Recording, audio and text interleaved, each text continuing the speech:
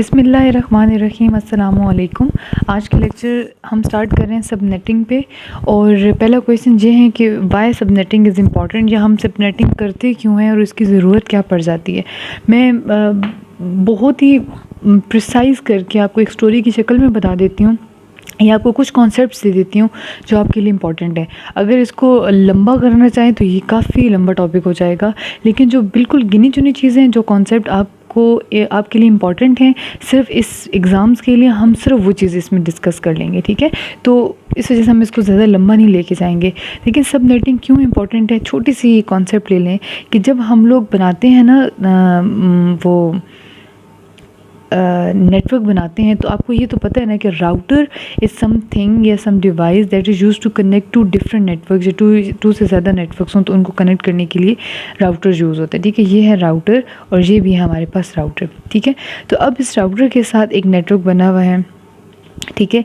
ये हमारे पास क्या है, इंटरफेसेस। ये आपके पास इंटरफेसेस हैं।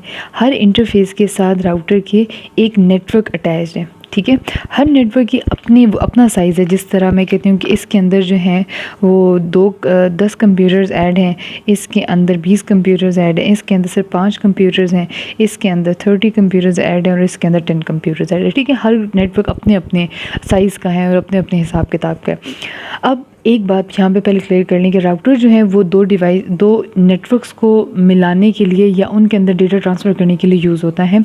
स्विचेस यूज़ होते हैं एक नेटवर्क के अंदर नेटवर्क की डिवाइसेस को कम्युनिकेट करवाने के लिए, ठीक है। दूसरी बात ये कि जो राउटर का हर इंटरफेस है ना, इसके ऊपर जो नेटवर्क बन रहे हैं, जैसे ये दो इंटरफेसेस, दोनों के ऊपर ये नेटवर्क्स हैं, इन दोनों के नेटवर्क आईडीज़ एक दूसरे से डिफरेंट होनी चाहिए। क्यों? देखिए, अगर ये कोई पैकेट भेजता है ना, जिस तरह इसमें से कोई पैकेट आ रहा है इसकी तरफ आ रहा है, और ये जो राउटर है ना, इसका भी एड्रेस इस तरह स्टार्ट हो रहा है 192.10.0.0 फॉर एग्ज़ाम्पल, कोई भी कर लें वैसे, लेकिन ये भी इसी तरह स्टार्ट हो रहा है। तो आगे कुछ भी, आगे तो चेंज हो सकता है, लेकिन वैसे जो नेटवर्क आईडी है, अगर किसी की नेटवर्क आईडी सेम होती है, इट मीन्स के ये दो नेटवर्क्स एक ही हैं, ठीक है। अब यहाँ से अगर कोई चीज़ आ रही है तो ये कैसे डिसाइड करेगा कि मैं इधर भेजना है या इधर भेजना है।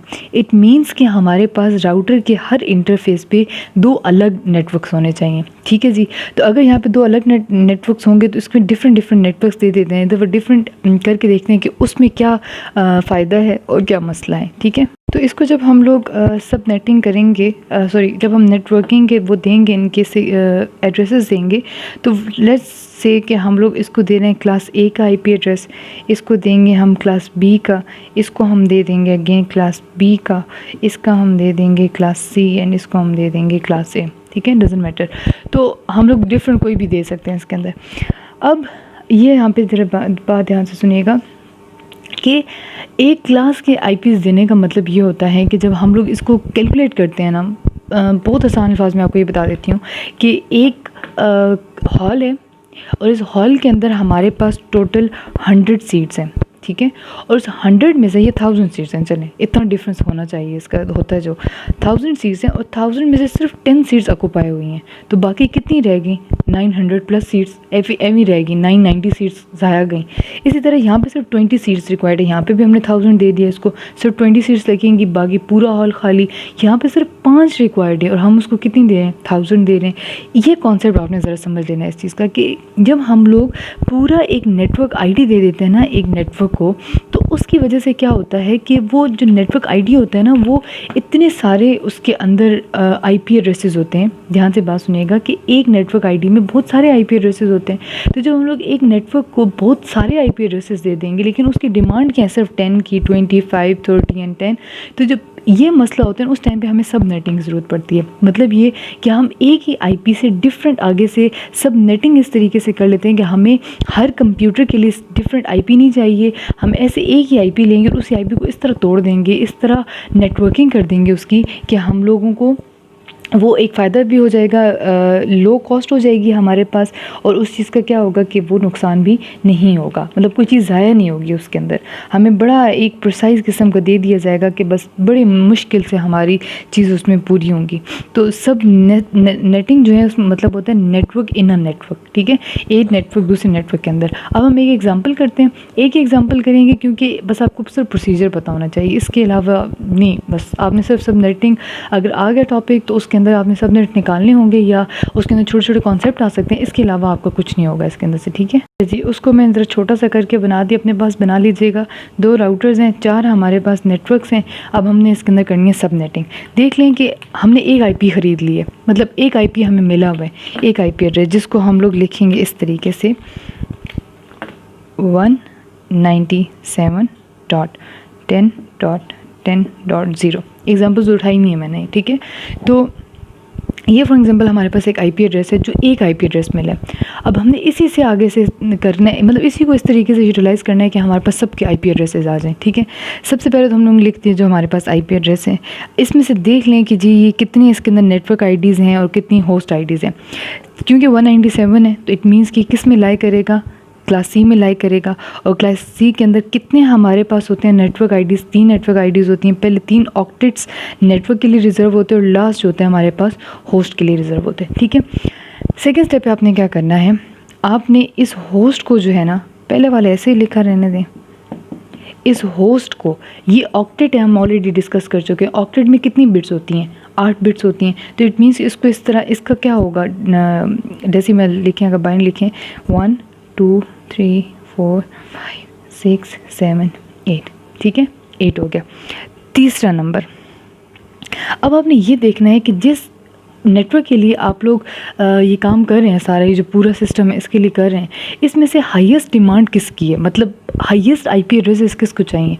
20 10 5 30 में से हाईएस्ट किसकी डिमांड है, हाईएस्ट 30 डिमांड है हमारे पास, ठीक है। तो हम लोग एक फॉर्मूला लिखेंगे ग्रेटर देन 30, ठीक है। अगर नहीं समझ आ रही फॉलो करते जाएं, एंड पे समझ आ जाएगी आपको। अब इसके अंदर क्या हो रहा है, ये जो 2 है ना, इसका मतलब ये होता है कि जो 2 बिट्स हैं ना, 2 बिट्स को इग्नोर कर दें, एक स्टार्टिंग वाली बिट और एक एंड वाली बिट। जो स्टार्टिंग वाली बिट है that is use for like network bit होती है, और जो लास्ट वाली बिट होती है वो होती है हमारे पास ब्रॉडकास्ट बिट। तो इस वजह से -2 कर लेते हैं कि वो तो यूज़ वाली नहीं है, बाकी हम बिट्स को यूज़ कर सकते हैं। अब जो एन की वैल्यू है ना, वो आप स्टार्ट कर दें 1 से, और जाते जाएँ जाते जाएँ जाते जाएँ, तब तक जाते जाएँ जब तक ये कंडीशन ट्रू नहीं हो जाती।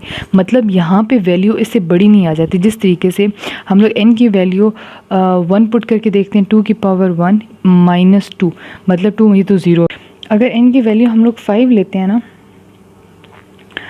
तो यहाँ पे 32 आंसर आएगा। 32 -2 आंसर क्या आ जाएगा, 30। इक्वल होना चाहिए था, ये ग्रेटर होना चाहिए था, तो इक्वल आ गया। तो इट मीन्स कि n की वैल्यू अगर 5 होगी ना, तो हमारे पास ये कंडीशन सेटिस्फाई होगी, ठीक है। तो 4th स्टेप के अंदर हम लोग n की वैल्यू साइड पे कर लेते हैं कि इस कंडीशन को सेटिस्फाई करते हुए हमने n की वैल्यू क्या निकाली है, क्या निकाली थी, 5, और यस 5 निकाली थी, ठीक है। n की वैल्यू हमारे पास होगी है 5। एक दफ़ा जल्दी से रिवाइज कर लेते हैं। जो आईपी एड्रेस दिया हुआ होता है, पहले उसकी क्लास डिटरमाइन करें, नेटवर्क आईडी साइड पे करें, होस्ट आईडी साइड पे करें। होस्ट की आईडी को जब कन्वर्ट करेंगे बाइनरी के अंदर, कितने होते हैं, एक ऑक्टेट के अंदर 8 बिट्स होते हैं, उसको 8 बिट्स में आपने कन्वर्ट कर देना है। देन आपने फार्मूला लिखना है 2n-2 greater than equals to highest number, highest demand, highest requirement की आपने उसको इक्वेशन बना लेनी है। फिर आपने n की वैल्यू इंक्रीज़ करते जाने, जहाँ पे जाके इक्वेशन सेटिस्फाई हो जाए वो n की वैल्यू आप लोगों ने वहाँ से एक्सट्रैक्ट कर लेनी है, और जहाँ तक आपका हो गया कॉन्सेप्ट ख़त्म। अब n की वैल्यू को हम यूज़ कैसे करेंगे, n की वैल्यू को हम इस तरीके से यूज़ करेंगे कि n की वैल्यू है ना 5, तो हम यहाँ से इसको काउंट करना शुरू करेंगे 1 2 3 4 5, राइट हैंड से काउंट करें और ये 5 तक इसको कर दें, ठीक है। 5 को काउंट कर लें।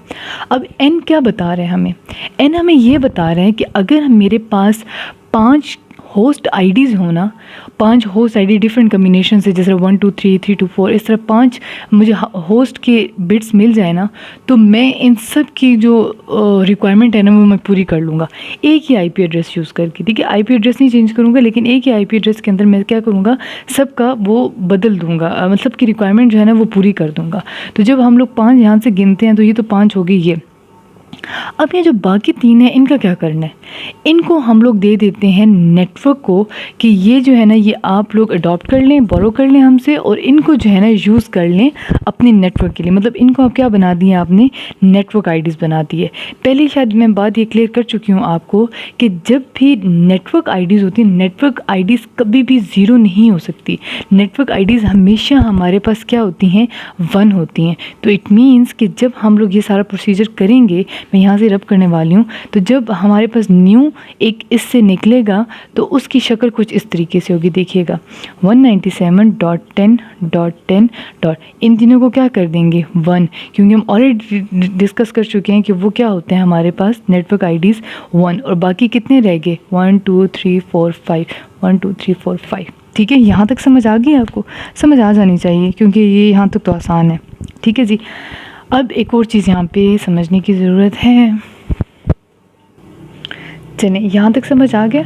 अब इसका अगला एक कॉन्सेप्ट, बिल्कुल उसी चीज़ को हम लोग फॉलो करेंगे। बिल्कुल परेशान नहीं होना आप लोगों ने। इसको ना एक दफ़ा आपने सही से खुद से एक दफ़ा रिवाइज़ करेंगे तो बड़ा अच्छे तरीके से आपको समझ आ जाएगा कि उसी को मैं अब इस तरह रख लूँ 197.10.10. 2 बिट्स हमारे पास आई थी, 3 आई थी, आई थिंक 3 आई थी हमारे पास, और 1 2 3 4 5, ये हाँ ठीक 3 आई थी। तो अब ये हमारे पास आ गया था। ठीक है, लास्ट से अब इसको भी मैं रब कर देती हूँ क्योंकि अब इसकी भी ज़रूरत नहीं है हमारे पास। अच्छा जी, चलिए ये आ गया हमारे पास। अच्छा, अब आप लोगों ने यहाँ पे एक और कॉन्सेप्ट लेना है बड़ा ज़रूरी, कि जब हम लोग काउंटिंग करते हैं ना बिट्स की, तो हम उसकी वैल्यूज़ कैसे देते हैं उसकी। जिस तरह सबसे जो हाईएस्ट बिट है वैसे होती है 0 से 2 से स्टार्ट होती है, लेकिन हम इस तरह करते हैं 128 इसकी होती है। ठीक है, इसकी वैल्यू होती है 64, इसकी वैल्यू 32, इसकी वैल्यू 16, हाफ करते जाएं 8 4 2 0। ये नॉर्मल चीज़ें होती हैं जो ऐसे ही चल रही होती हैं। ठीक है, ये बड़ी वो फैक्चुअल सी बात है, इस वजह से इसको थोड़ा सा अगर किसी को नहीं पता तो ये समझ लें कि जब बिट्स की हम लोग वैल्यू देते हैं, नंबरिंग करते हैं, या इस तरीके की बात समझ लें कि इस तरह की जब चीज़ होती है तो हम लोग इस तरीके से इसकी स्टार्ट करते हैं, नंबरिंग स्टार्ट करते हैं 128 64 32 16 84 इस तरह करके। ठीक है, तो इसके हिसाब से अगर आप देखिए तो हमारे पास कितनी बिट्स नेटवर्क बिट्स हैं और कितनी होस्ट हैं। तो अगर हम इसको क्लैरिफाई करें तो यहाँ से ये सारी हमारे पास होस्ट हैं और ये हमारे पास क्या नेटवर्क हैं। तो नेटवर्क जो हैं उनको हम लोग ज़रा प्लस कर लेते हैं 128 64 32। ठीक है, इनको प्लस कर लेते हैं 8 9 10 11 12 13 14 6 9 10 12 और ये आ गया 224। ठीक है, 224 आ गया आपके सामने। अब 224 को हम यूज़ कैसे करेंगे, ध्यान से देखिएगा। हम लोग इसको अब इस तरह लिखेंगे 197.10.10.224।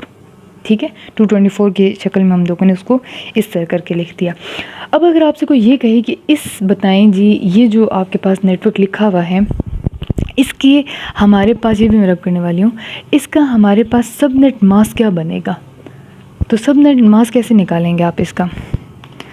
सबनेट मास्क देख के क्या लग रहा है आपको, ये तो 255 हो जाएगा डॉट 255.255 मुकम्मल। इसको हम 255 लिख नहीं सकते क्योंकि इसके अंदर एक तो हमने बोरो की में, दूसरे इसके अंदर बिट्स और भी प्रेजेंट है, तो इसको डायरेक्ट हम लिख देंगे 224।